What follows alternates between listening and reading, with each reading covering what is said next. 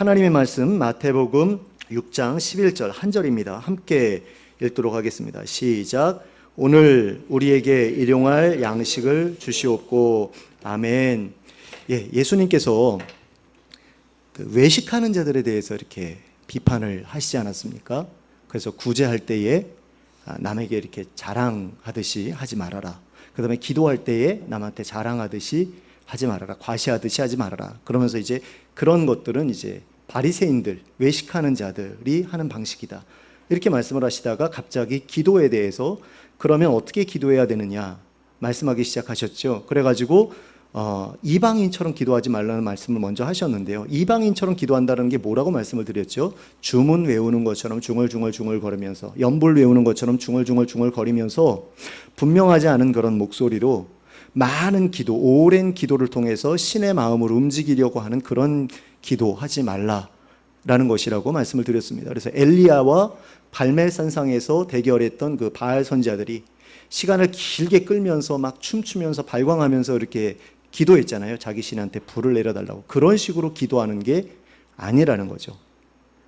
정확하게, 정확한 언어로 하나님께 자신의 필요를 아뢰는 그런 기도를 할 것을 예수님께서 말씀을 하셨습니다. 그리고 이제 너희는 이렇게 기도하라 하면서 기도의 방식에 대해서, 기도의 주제에 대해서 6가지를 말씀을 하셨는데요. 앞에 3가지는 하나님과 관련된 것이고 뒤에 3가지는 우리와 관련된 것이라고 말씀을 드렸습니다. 그래서 앞에 3가지는 무엇과 가장 관련성이 높은 것이냐, 어느 것이 대표성을 지니고 있느냐, 그 3가지 기도 제목 가운데서 첫 번째가 뭐지요? 하나님의 이름이 높아지기를 원합니다 라는 거잖아요. 높아지게 하시기를 원합니다. 두 번째는 하나님 나라가 임하기를 원합니다.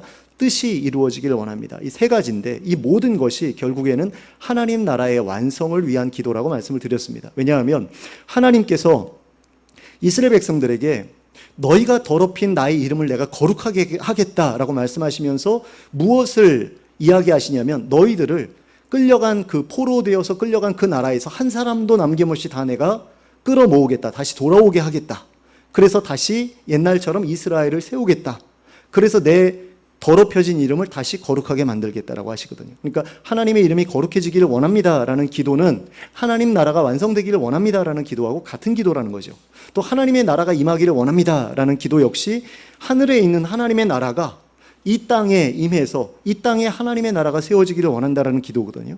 그 다음에 하나님의 뜻이 하늘에서 이루어진 것처럼 땅에서도 이루어진다라는 것 역시 하나님 나라가 이 땅에 임하게 되면 당연히 자연스럽게 이루어질 수 있는 그런 일인 거죠.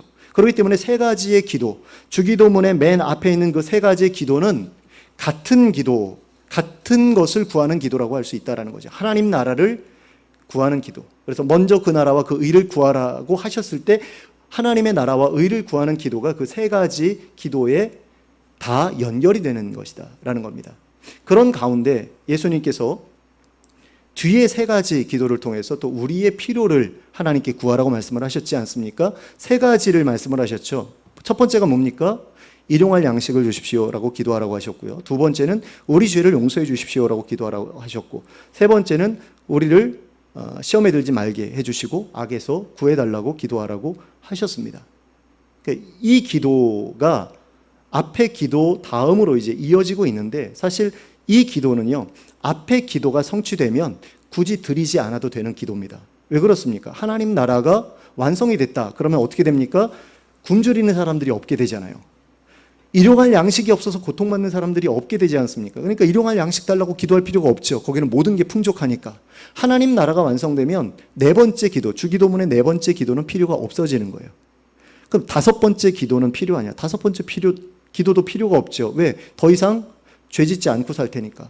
더 이상은 남한테 이렇게 해코지하면서 남을 해치면서 살지 않을 수 있게 될 테니까 5번째 기도도 필요가 없어집니다. 6번째 기도는 더더욱 그렇죠. 왜요? 그 하나님 나라가 완성될 때는 사단이 불못에 던져질 것이기 때문에 무적행에 가둬놨더니 다시 나와가지고 막 발광을 할 것이다. 그래서 아마겟돈 전쟁이 벌어질 것이다. 곡과 이스라엘의 전쟁이 벌어질 것이다 라고 말씀하는데 결국 붙잡혀서 불못에 던져진다고 그러거든요. 그럼 더 이상 사단은 우리가 살고 있는 세계에 존재할 수가 없게 되죠. 그를 추종하는 모든 악한 천사들도 더러운 귀신들도 다 불못에 던져지기 때문에 6번째 기도도 사실 더 이상 할 필요가 없게 되는 겁니다. 시험에 들 일이 없어요. 하나님 나라가 완성이 되면. 그러니까 주기도문을 할 때 앞에 3가지를 더 중요하게 생각하고 여기에 집중해서 기도해야 뒤에 기도가 더 이상 필요 없어지는 날이 빨리 온다라는 거죠. 그런데 하나님 나라가 완성되기 전까지는 뒤에 있는 3개의 기도도 해야만 하는 거죠. 왜? 아직 완성되지 않았기 때문에 그런 문제가 여전히 남아 있어서 그 기도까지 해야 된다라는 겁니다. 그래서 우리의 삶에 정말 필요한 것들을 예수님께서 주기도문의 후반부에서 3가지를 가르쳐 주셨는데, 오늘은 가장 맨 앞에서 말씀하신 첫 번째 기도를 살펴보려고 합니다.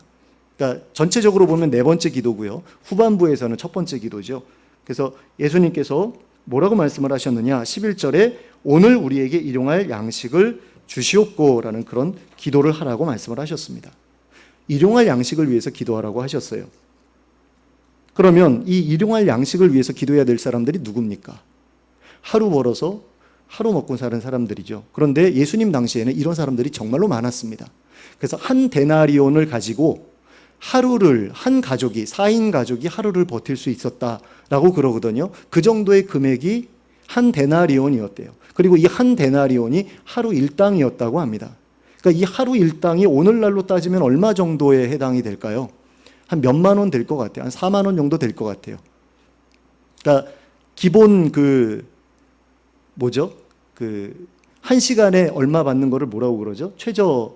최저임금이라고, 최저시급이라고 그러죠. 그게 한 5천 원 정도였지 않을까. 그럼 하루 종일 8시간 정도 일하면 4만 원 정도 벌어서 10,000원으로 이렇게 3,000원 하면 3끼 먹을 수 있는데, 그렇게는 못 먹었다고 그래요. 보통 2끼나 1끼 먹었다고 그러는데, 그러면 이제 한 4만 원 정도 가지고서 하루를 살았다라고 그렇게 볼 수 있거든요. 그러니까 한 데나리온은 한 4만 원 정도다라고 생각해 볼 수 있겠는데, 진짜로 오늘날 그 기술자들의 그 일당을 보면 15만 원, 20만 원 되잖아요. 그러니까 이렇게 단순 비교는 좀 어려워요. 그런데 식민지 국가에서 하루 벌어서 하루 먹고 사는데 그것조차도 좀 어려운 그런 상황이었다라고 할 때는 우리하고 비교할 때 한 3, 4만 원 정도의 금액이라고 생각하면 될 것 같고요.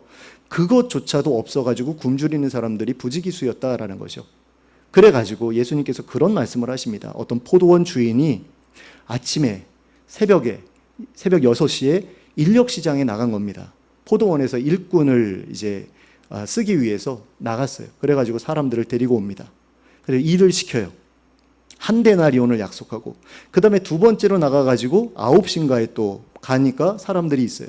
데리고 옵니다. 12시에 나갔더니 아직도 있어요. 데리고 옵니다. 그 다음에 5시에 나갔더니 아직도 있어요. 데리고 와요.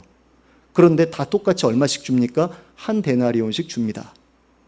그랬더니 처음에 왔던 종들이 그러면 우리도 한 데나리온 받는 게 아니라 더 많이 받겠구나. 늦게 온 사람부터 줬거든요. 한 데나리온씩. 근데 하나님께서 하나씩 주신 거예요. 여러분 같으면은 뭐라고 그러겠어요? 당신 빨갱이야? 이러겠죠. 그죠? 어떻게 한 데나리온씩 줄 수가 있어? 이렇게 얘기할 것 아닙니까? 내가 일을 더 많이 했는데. 근데 주인이 뭐라고 얘기를 하냐면, 너하고 나하고 그렇게 약속하지 않았느냐? 그렇게 말씀을 하시거든요. 그러면서 이제 한 데나리온씩 줘요. 근데 이 주인의 의도는 뭐냐? 어쨌든 좀 먹고 살 수 있게 해주자라는 거죠.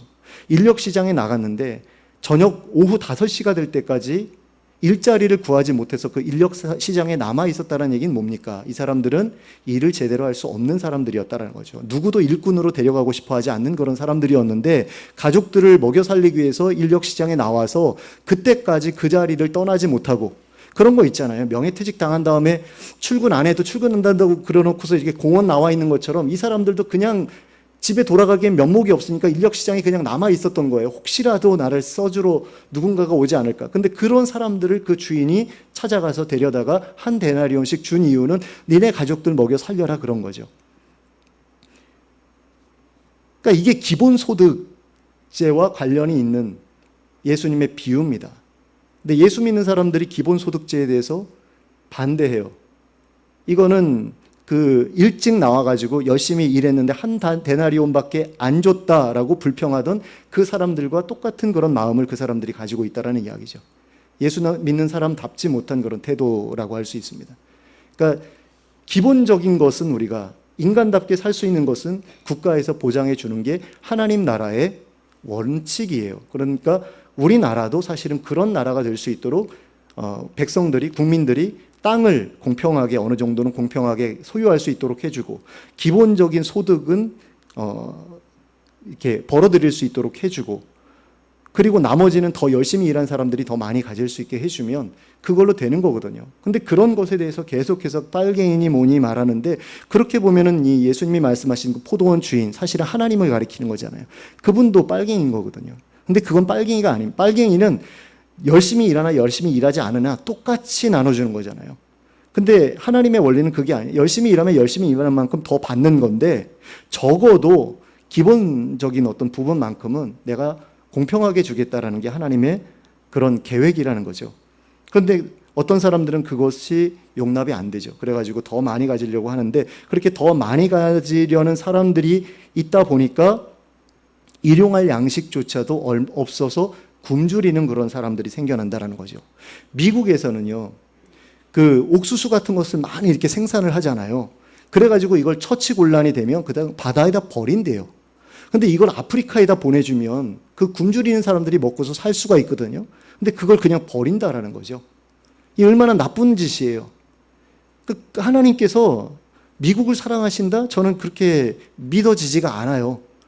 멕시코에서 먹고 살기 힘들다고 이렇게 미국 가서 살겠다고 이렇게 올라가니까 총 쏴서 죽이고 뭐 방벽을 세운다고 그러고, 그러니까 같이 살려는 마음이 없는 거죠. 니들은 우리하고 다른 나라 사람들이니까 안 돼. 오지 마. 거기서 굶어 죽든지 어쩌든지 우리는 신경 안 쓸래. 이거거든요. 근데 그런 일들 때문에 일용할 양식이 없어서 굶어 죽는 사람들이 생깁니다. 근데 그런 사람들을 향해서 예수님께서 하나님께 달라고 기도해 라고 말씀을 하시는 거죠. 너희들 먹을 것이 없어서 굶주리고 있어? 그럼 하나님께 그거 달라고 기도해라. 그럼 하나님 주실 거야 라는 그런 기도인데요. 그러면 일용할 양식이 넉넉하게 있는 여러분이나 저는 이런 기도를 할 필요가 없는 것이냐? 굳이 이런 기도를 할 이유가 무엇이냐라고 했을 때, 앞으로 이런 일이 생길지도 모르니까, 그죠? 길바닥에 나 앉을지도 모르니까 미리미리 기도해 주자, 이렇게 생각할 수도 있지만, 사실 예수님께서 이 말씀을 하신 그 본질은 그게 아닙니다. 이 기도에서 우리가 흔히 놓치고 지나가는 부분이 있는데요. 그게 뭐냐면 우리에게라는 말입니다. 우리에게 일용할 양식을 주세요라고 하나님께 기도하라는 것인데, 이 우리는 누구냐? 나만을 이야기하는 거냐? 아니면 그 자리에 있었던 예수님의 제자들만을 이야기하는 거냐? 그게 아니라는 거죠. 그 우리라고 하는 것은 넓게 보면은 예수님께서 사역의 대상으로 삼았던 유대인들, 하나님의 백성들만을 의미하는 걸 수 있고요. 넓게 보면은 그들의 가르침을 받아서 하나님을 믿고 예수님을 믿게 될 우리들을 포함하는 것일 수도 있고요. 그 다음에 심지어는 믿지 않는 사람들까지 포함하는 것일 수도 있습니다. 이 우리에는 여러 사람들이 포함될 수 있다는 거죠. 모든 인류가 포함될 수도 있어요. 근데 그 모든 인류까지 예수님께서 고려해서 말씀하셨는지는 모르겠습니다. 하지만 적어도 분명한 것은 우리 하나님의 백성들은 이 우리 안에 분명하게 포함이 된다라는 거죠. 근데 예수 믿는 사람들 가운데에도 굶어 죽는 사람들이 있느냐라고 했을 때 분명히 있다라는 거죠. 세계 어느 곳인가, 아프리카라든가, 아프리카의 그 기근 때문에 굶주리는 사람들 가운데 기독교인들도 분명히 있을 거고요. 또 우리나라에서 그 한부모 가정에 있거나 아니면 독거노인이라든가 아니면 장애가 있거나 그래가지고 이렇게 일하러 다니지 못하시는 분들 가운데는 굶주리는 분들이 분명히 있거든요. 고시원에서 생활하는 청년들 가운데도 굶주리는 청년들이 있다고 그래요. 이런 부분들을 우리가 놓쳐서는 안 된다라는 거죠. 그런데 예수님께서 우리더러 우리에게 일용할 양식을 주세요라고 하나님께 구하라고 하셨을 때에는 그 사람들을 위해서 기도하라고 말씀하신 것이다, 이렇게 받아들여야 된다라는 거죠. 나는 일용할 양식이 넉넉하니까 이 기도는 굳이 할 필요가 없을 것 같은데, 이렇게 생각하면 안 된다라는 거예요. 예수님께서는 이 기도를 기도의 모본으로 우리한테 제시를 해주셨고요. 이 기도는 우리가 날마다 하나님께 기도할 때에 모범으로 삼아야 될 그런 기도거든요. 어떤 기도의 틀로 삼아야 될 기도라고 할 수 있어요.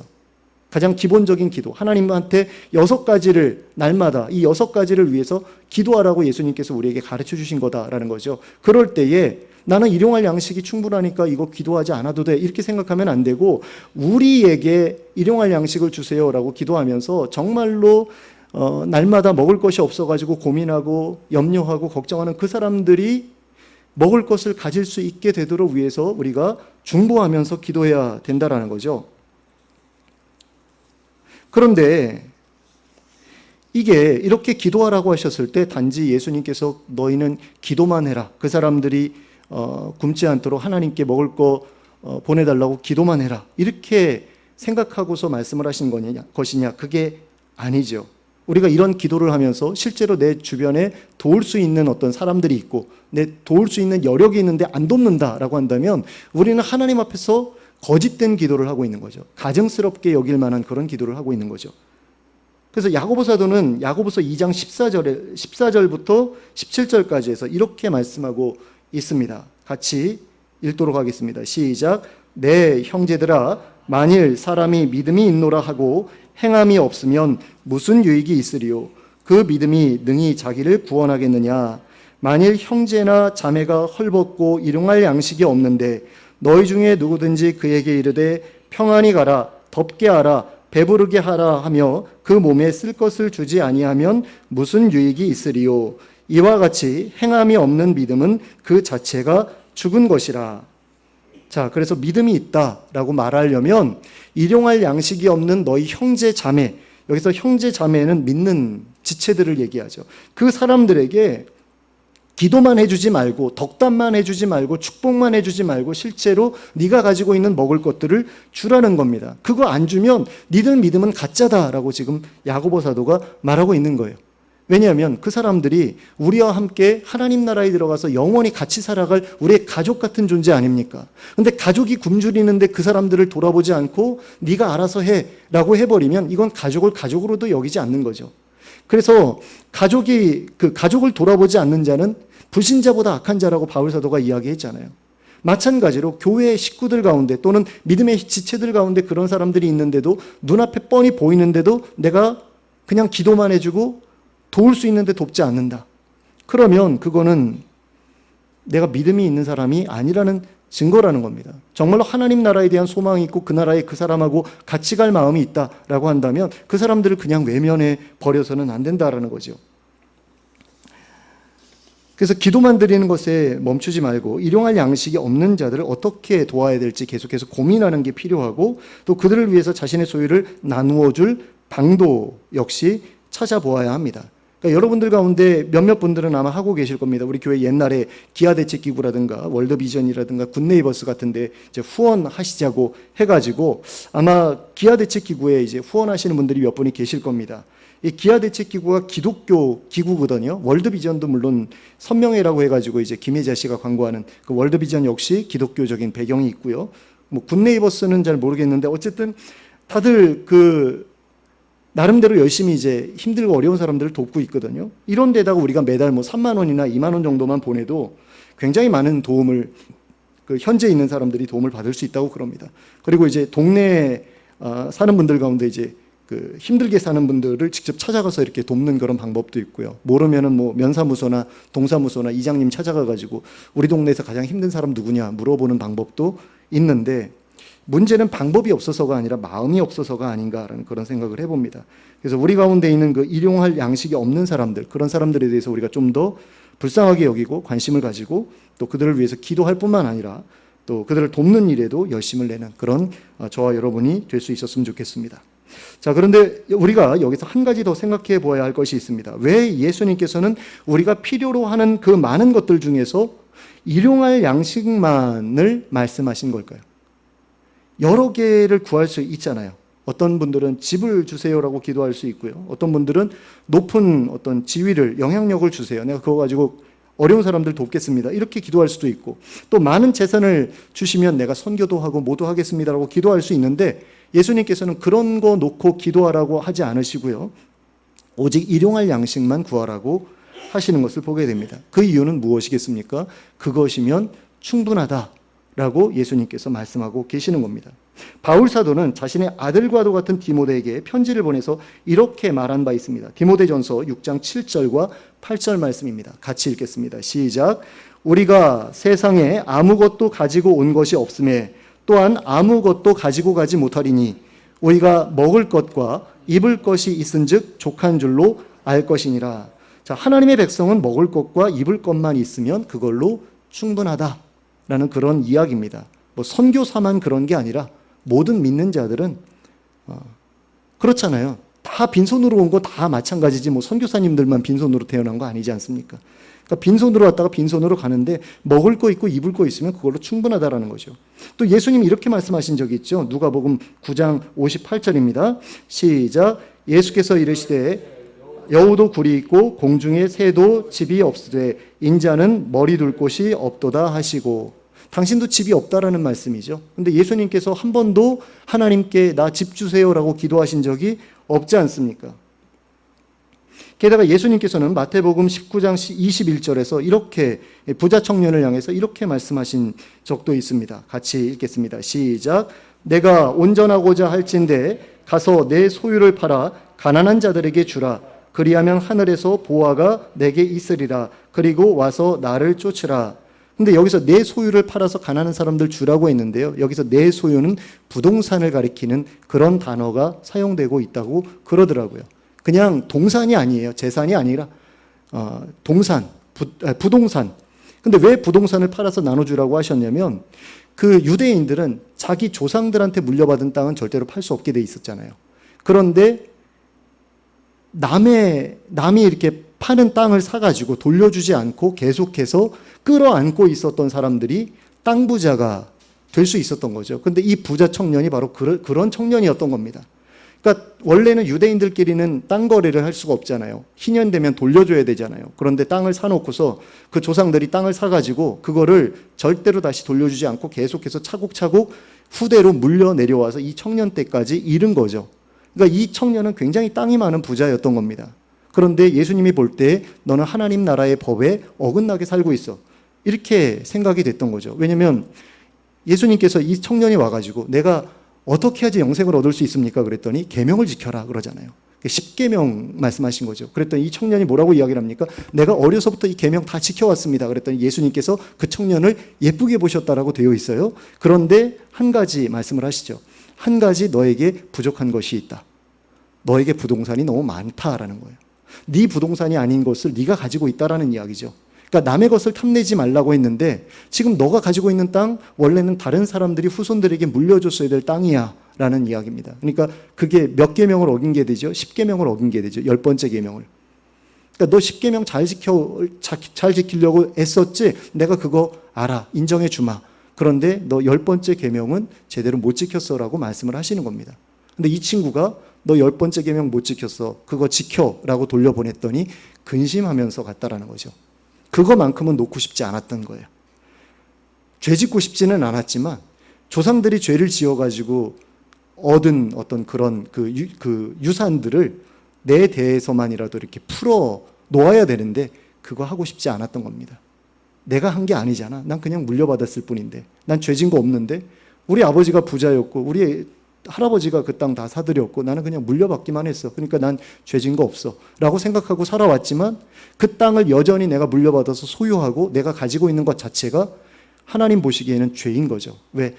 원래 주인들이 후손들에게 물려줬어야 될 그 땅이기 때문에. 나 혼자 다 소유하는 게 아니라 그 이스라엘 백성들 모두가 골고루 가지고 살아야 될 땅인데 네가 너무 많이 가졌기 때문에 힘들게 사는 저 가난한 사람들 있잖아. 그 사람들한테 돌려줘라는 그런 이야기라는 겁니다. 그래서 땅에 대한 욕심을 버리라고 말씀을 하시는 거죠. 가난한 사람들에게도 땅을 소유할 기회를 주라는 겁니다. 그게 희년을 만드신 하나님의 뜻이기 때문에.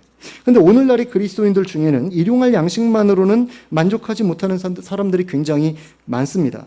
그 사람들은 하나님께 많은 땅을 달라고 기도합니다. 또 돈을 많이 벌 수 있는 직업을 달라고 기도하고요. 심지어는 로또에 당첨되게 해달라는 그런 기도도 하죠. 얼마나 힘들면 그럴까 이해는 갑니다. 저도 가끔은 하나님 저한테 만약에 로또를 맞게 해주시고 싶으시면 번호를 알려주세요.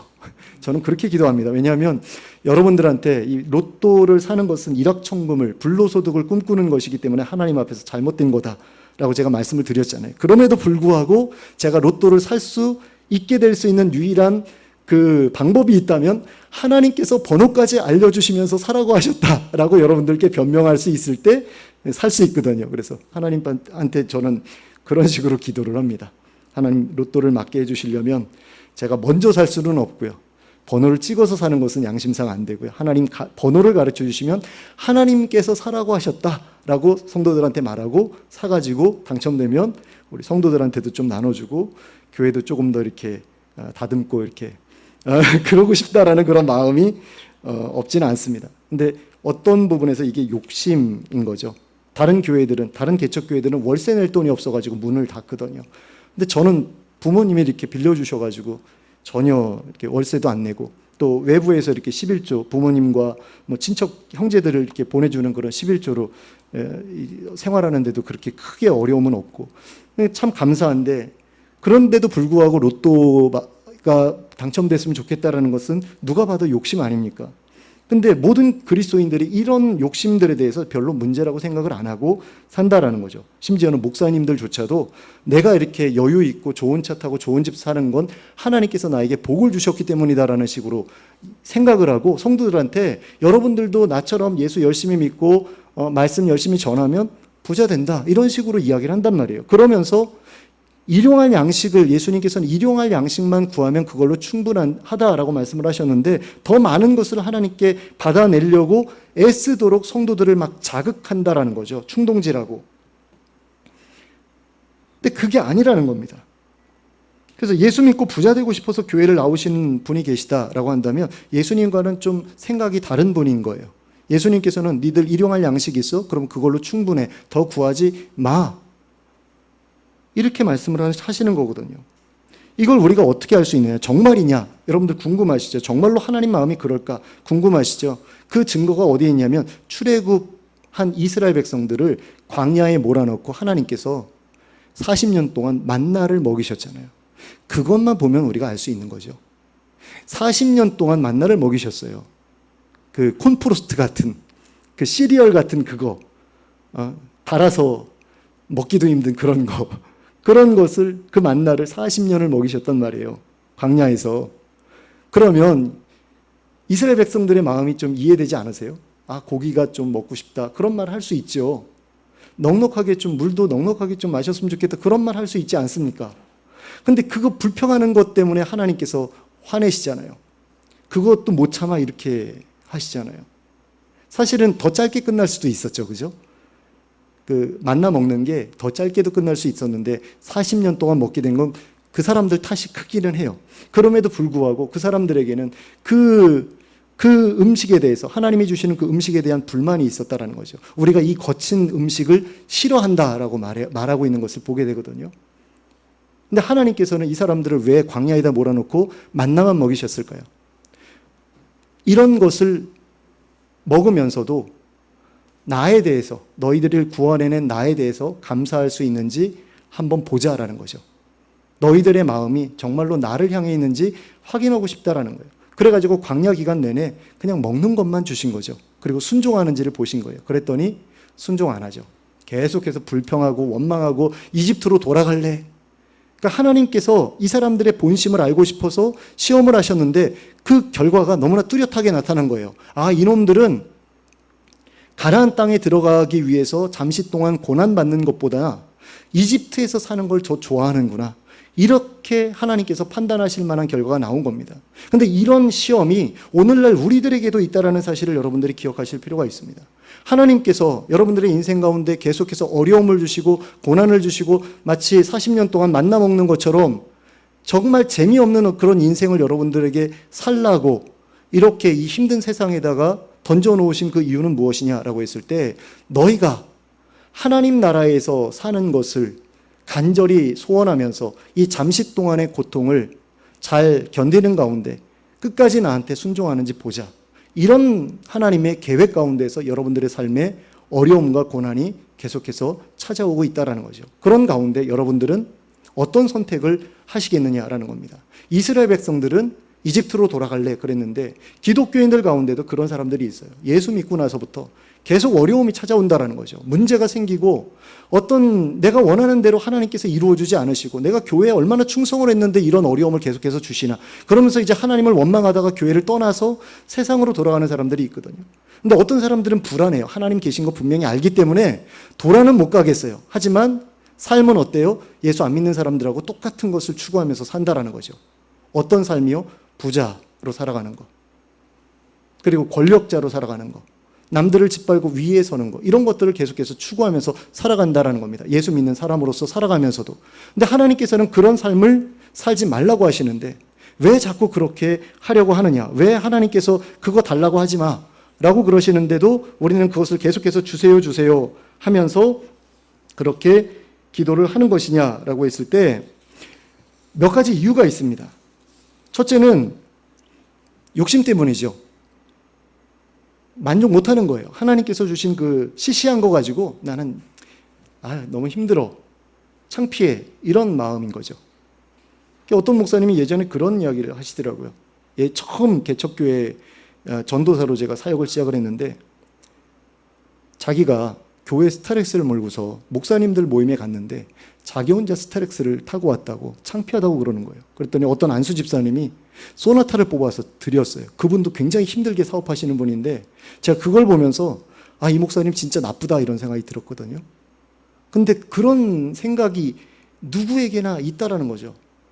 다른 사람들은 이만큼 가지고 사는데 나는 요만큼밖에 못 누리고 산다라는 어떤 그런 비교의식 속에서 하나님을 원망하는 그런 마음들이 있고 나도 저 사람들처럼 많은 것을 가지고 싶다. 내 나이 정도 때 어떤 정도의 차는 있어야지. 어떤 정도의 집은 있어야지. 이런 어떤 생각들을 가지고 있다 보니까 그러니까 먹을 것만 가지고는 만족을 못하는 거죠. 먹고 사는데 입고 사는데 지장이 없는데도 내 집이 이렇게 없고 또는 차가 괜찮은 걸 타지 못하고 이런 것들 때문에 좋은 옷을 입지 못하고 명품백 못 가지고 다니고 하는 그런 것들 때문에 계속 위축이 되는 거예요. 그러다 보니까 나도 쟤네들처럼 많은 것을 갖고 싶어하는 그런 욕심에 사로잡혀서 이런 것들을 하나님께 구하는 사람들이 있다는 거죠. 둘째는 염려와 두려움 때문입니다. 내가 혹시라도 어떤 병에 걸리게 되면 돈이 많이 들어갈 텐데 그걸 대비해서라도 내가 좀 어느 정도 통장에다가 넣어놔야지. 또 부동산에도 얼마라도 내가 좀 가지고 있어야 안심이 되겠다. 또 자식들 이제 먹고 살기 힘들 텐데 얘네들한테 물려주려면 좀 많은 부동산이 있어야 되지 않겠는가. 많이 사뒀다가 또 자식들한테 이렇게 나눠주기도 하는데 뭐 그게 부모 마음이니까 뭐 그럴 수도 있다고 치더라도 그 본질을 우리가 봐야 된다는 거죠. 왜 사람들이 하나님께 계속해서 일용할 양식보다 더 많은 것들을 구하느냐라고 했을 때 욕심과 두려움, 염려가 있기 때문이다라는 겁니다. 근데 이것이야말로 사단이 우리를 유혹하는 데 있어서 가장 쉽게 건드릴 수 있는 그런 부분이다라는 겁니다. 그래서 하와가 에덴 동산에서 사단의 유혹을 받을 때 사단이 뭐라고 유혹을 하죠? 선악을 알게 하는 나무의 열매를 먹으면 어떻게 된다? 지혜로워진다. 하나님처럼 지혜로워진다. 근데 이건 무슨 얘기입니까? 넌 지혜롭지 못해라는 이야기죠. 넌 지혜롭지 못하고 그 상태로는 이 에덴 동산에서 살아남기 힘들 것 같아. 그러니까 이걸 먹어야 좋을 거야. 라는 그런 마음을 자극을 한 거죠. 그랬더니 생각해 보니까 하나님하고 비교해 보니까 자기가 굉장히 지혜롭지 못한 것 같아요. 뭔가 부족한 것 같아요. 이대로는 에덴 동산에서 살아가기가 뭔가 좀 어려울 것 같은 그런 느낌이 드는 거죠. 그래서 나도 저걸 먹고 하나님처럼 되면 여기서 살기 괜찮겠다라고 생각을 한 거죠. 그 두려움 때문에 그리고 하나님처럼 되고 싶은 욕심 때문에 그걸 먹은 겁니다.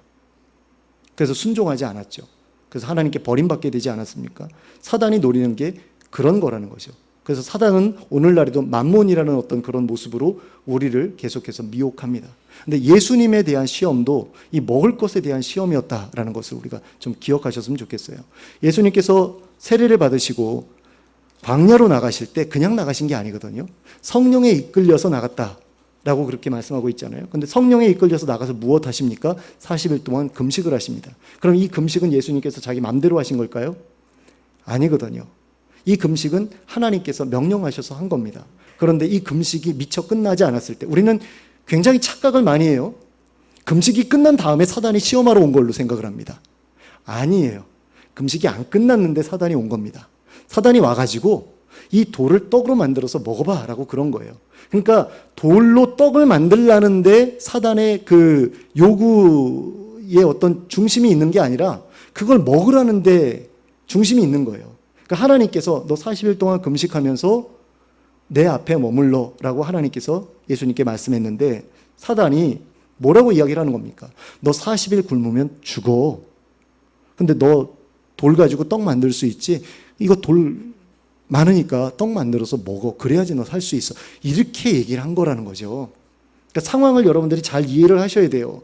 그러니까 초능력을 사용하느냐 사용하지 않느냐에 따라서 예수님이 죄를 짓느냐 죄를 짓지 않게 되느냐 이 문제가 아니라 지금 40일 금식 하나님께서 명령하신 그 금식이 끝나지 않았는데 먹으라는 거예요. 그래야지 살 수 있다라는 겁니다. 하나님의 말씀에 불순종해야지 네가 살 수 있어. 그러면서 두려움을 심어주는 거죠. 그리고 먹고 싶다라는 마음을 욕망을 계속해서 자극하고 난 능력이 있는데 충분히 돌 가지고 떡 만들어서 먹을 능력이 있는데 먹고 싶다라는 마음을 계속해서 갖도록 그렇게 사단이 옆에서 자극을 한 겁니다. 그랬더니 예수님 뭐라고 말씀을 하십니까? 사람이 떡 안 먹어도 안 죽어. 하나님께 순종하기만 하면 하나님의 말씀에 순종하기만 하면 그래서 하나님께서 너 살아야 돼. 너 죽지 마라 라고 말씀하시기만 하면 안 죽어 라고 말씀을 하신 겁니다. 그러니까 우리가 100일을 금식을 하더라도 하나님께서 우리를 죽이려고 하지 않으시면 너는 반드시 살아야 돼. 너는 살아. 그렇게 말씀하시면 우린 살 수 있다라는 거예요. 그게 예수님의 믿음이었던 겁니다. 그 말씀으로 그 믿음으로 예수님께서는 사단을 대적하셨던 거죠. 근데 오늘날에도 사단은 우리에게 예수님과 똑같은 그런 그 유혹거리를 가지고 찾아온다라는 겁니다. 너 지금 상태 가지고서는 굉장히 삶이 불안하지 않니? 좀 더 가져야 될 것 같지 않아? 그러면서 더 욕심을 내게 만드는 거죠. 그래가지고 우리로 하여금 어떤 부자를 꿈꾸게 만듭니다. 근데 대부분의 기독교인들이 꿈꾸는 부자는 세상 사람들이 꿈꾸는 부자하고 별로 차이가 없죠. 어떤 부자를 꿈꿉니까? 땅 부자를 꿈꿉니다. 건물 부자를 꿈꿔요. 그래가지고 임대료 받아가면서 편하게 먹고 사는 어떤 그런 부자가 되기를 꿈꿉니다. 우리나라의 초등학생들조차도 꿈이 건물주잖아요. 유튜버인 애들도 요즘에 많이 늘어났는데요. 대부분의 꿈은 건물주입니다. 그리고 여러분들도 아마 하나님께 부자 되게 해달라고 기도할 때 마음속에 상상하는 그런 부자는 아마도 건물주가 아닐까라는 그런 생각을 해봅니다. 근데 이것이 하나님이 원하시는 기도냐? 아니라는 거죠. 먹을 것만 있으면 그걸로 충분한 줄 알고 그 다음에는 어떻게 하라는 겁니까? 그것조차도 못 먹고 사는 일용할 양식 없는 사람들 위해서 기도하라 라는 겁니다. 그래서 마태복음 6장 31절부터 33절까지를 보시면 예수님이 이렇게 말씀하고 있거든요.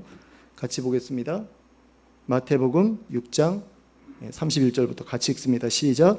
그러므로 염려하여 이르기를 무엇을 먹을까 무엇을 마실까 무엇을 입을까 하지 말라. 이는 다 이방인들이 구하는 것이라.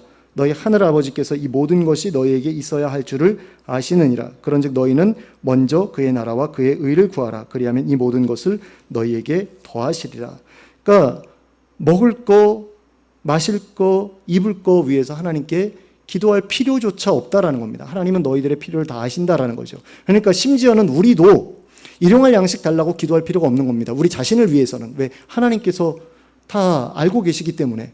근데 왜 우리대로 기도하라고 하느냐? 하나님 나라와 의만 구하면 나머지 다 하나님께서 채워주신다고 했는데 왜 그것을 구하라고 하느냐? 우리 자신을 위한 기도가 아니기 때문인 거죠. 우리 말고 일용할 양식이 없는 그 가난한 사람들, 이웃을 정말로 안타깝게 바라보면서 그들을 사랑으로 섬기고자 하는 마음 가지고 그들을 위해서 기도하라는 겁니다. 그리고 실제로 도와줄 수 있으면 도와주라는 거죠. 그래서 이 땅에 하나님 나라를 너희들이 세워나갈 때 너희들이 하나님 나라에 합당한 자들로 인정을 받을 것이고 하나님 나라에 넉넉히 들어가게 될 것이다. 예수님께서 말씀하고자 하셨던 것은 바로 이 말씀이다라는 겁니다. 그런 점에 있어서 우리의 필요를 구하는 기도, 첫 번째 기도가 중보기도라는 사실을 여러분들이 마음속에 새기셨으면 좋겠습니다. 이웃을 위해서 기도하라고 말씀을 하신 거예요. 우리의 필요를 위해서 구할 때 우리 가운데서 가장 힘들고 어려운 사람들을 생각하면서 기도해라, 중보기도해라 라고 말씀을 하신 겁니다. 이걸 우리가 지금까지 많이 놓치고 지내왔습니다. 그러다 보니까 주기도문이 별로 나하고 상관없는 기도처럼 느껴지기도 했을 거라고 생각이 됩니다. 왜 우리는 일용할 양식이 부족하지 않잖아요. 예전에 정말 그런 적이 한 번 있어요. 교육 전도사 때 월급날이 이렇게 사례 받을 날이 주일이 되기 전에 토요일인가에 이렇게 쌀이 딱 끊어진 거예요. 와, 그때 진짜. 근데 그렇게 사례 받고서 바로 이렇게 또 그 쌀을 사올 수가 있었기 때문에 참 절묘하다. 타이밍이. 그리고 진짜 힘들 때도 다른 분이 갖다 주기도 하고 그러셔가지고 이렇게 넘어갔던 적도 있거든요. 하나님은 참 대단하시다. 정말 모든 걸 알고 계시는구나. 섬세하게 돌보고 계시는구나. 그때 그런 경험을 한 적이 있습니다. 근데 여러분들은 아마 그런 경험을 하신 적이 없으실지도 모르겠어요. 지금까지 아주 여유 있고 넉넉하게 살아오신 분들은 그렇게 하나님께서 놀랍게 이렇게 필요할 때 굶지 않게 이렇게 공급해 주시는 그 섭리를 경험 못 해보신 분들도 계실 거예요. 그분들은 어떤 부분에서는 굉장히 많은 복을 받은 분들이죠. 근데 그런 분들이 하나님 더 주세요, 더 주세요, 더 주세요 그러는 건 어떤 부분에서는 너무 과한 욕심일 수도 있습니다. 그래서 여러분들의 시선이 높은 데 있지 않았으면 좋겠습니다. 나보다 더 잘 사는 그 놈들을 부러워하면서 나도 저렇게 돼야지 이런 게 아니라 정말로 하나님의 시선이 가 있는 그 일용할 양식 없는 그 굶주리는 분들, 날마다 폐지 주우러 다니면서도 하루에 몇천 원밖에 못 벌고 그래서 생활이 어렵고 굶다가 죽고 심지어는 자살하고 그 어떤 새 모녀가 자살한 그 사건이 있잖아요. 그 월세 내는 게 부담스럽고 또 언니는 장애인이고 엄마는 아프고 딸은 실직했고 그래가지고 세 사람이 자살을 했어요. 이건 우리 모두의 죄라고 저는 생각을 합니다. 우리 나라의 죄고 우리 모두의 죄라고 생각을 해요. 그 핏값을 하나님께서 우리나라에 물으실 수 있다라고 저는 생각을 하고요. 그런 부분에 있어서 그런 사람들이 생겨나지 않도록 기본소득을 제공을 하고 정말 복지 시스템을 제대로 갖추는 게 우리나라가 하나님께 복받는 비결이라고 생각을 합니다. 그런 사람들이 있어서는 안 됩니다. 그 사람들의 그 고통에 찬 부르짖음이 하나님의 진노를 우리 땅에 불러올 수 있다는 거죠. 어떤 부분에서 우리가 지금 겪고 있는 경제적인 어려움은 돈 많은 예수 믿는 사람들이 자기들만 잘 먹고 잘 살면서 가난한 사람들을 돌아보지 않았기 때문에 받는 벌이 아닐까라는 그런 생각을 가끔 해보기도 합니다. 여기에 대해서는 여러분들이 동의 안 하실 수도 있는데요. 어찌되었든 간에 하나님께서는 우리의 시선이 일용할 양식이 없는 사람들에게 좀 더 가서 미치기를 바라고 계시다라는 거죠. 그들을 위해서 기도하고 그들을 섬기기를. 그런 하나님의 마음을 헤아려서 여러분들이 예수님께서 말씀하신 대로 그들을 위해서 기도하고 섬기는 일에 좀 더 관심을 갖고 헌신할 수 있게 되기를 예수 그리스도의 이름으로 축원합니다. 기도하겠습니다. 사랑의 하나님 아버지, 우리는 먹고 사는데 그렇게 큰 지장이 없지만 하루 벌어서 하루 먹고 사는 분들이 계시고 또 굶주리기를 밥 먹듯이 하는 분들도 계시고 또 심지어는 굶어 죽는 분들이나 미래에 대한 염려 때문에 자살을 택하는 그런 사람들도 있는 것을 봅니다. 하나님, 이러한 문제가 우리들 가운데에서 사라지기를 원합니다. 먼저 우리가 우리 주변에 있는 사람들을 돌아볼 수 있기를 원하고 내가 가지고 있는 것들을 조금이라도 떼어서 그 사람들에게 흘려보낼 줄 아는 그런 넉넉한 마음을 저희들이 가지고 있게 되기를 원합니다. 그럼으로써 이웃을 사랑하는 것이 무엇인지를 온전히 배우고 또 실천하고 또 사람들 앞에 보여줄 수 있는 저희들이 되게 하여 주시옵소서. 그래서 이 땅에서 하나님 나라가 이루어지는 것을 보게 하여 주시옵소서. 먼저 우리 교회 안에서 서로를 돌아보는 그런 일들이 있게 하여 주시고 또 이 나라가 그런 나라가 될 수 있도록 정부에서 추진하는 그런 복지 정책에 대해서 적극적으로 지지하고 후원하는 저희들이 되게 하여 주시고 그래서 하나님 나라와 비슷한 나라가 될 수 있도록 이 나라를 세워나가는데 힘을 모을 수 있게 해주시길 원합니다. 또 하나님, 정말로 우리 성도님들의 그런 수고를 하나님께서 기쁘게 받아주시고 하나님, 정말 하나님 나라가 이 땅 위에 임하는 날이 속히 이르게 될 수 있도록 허락해 주시고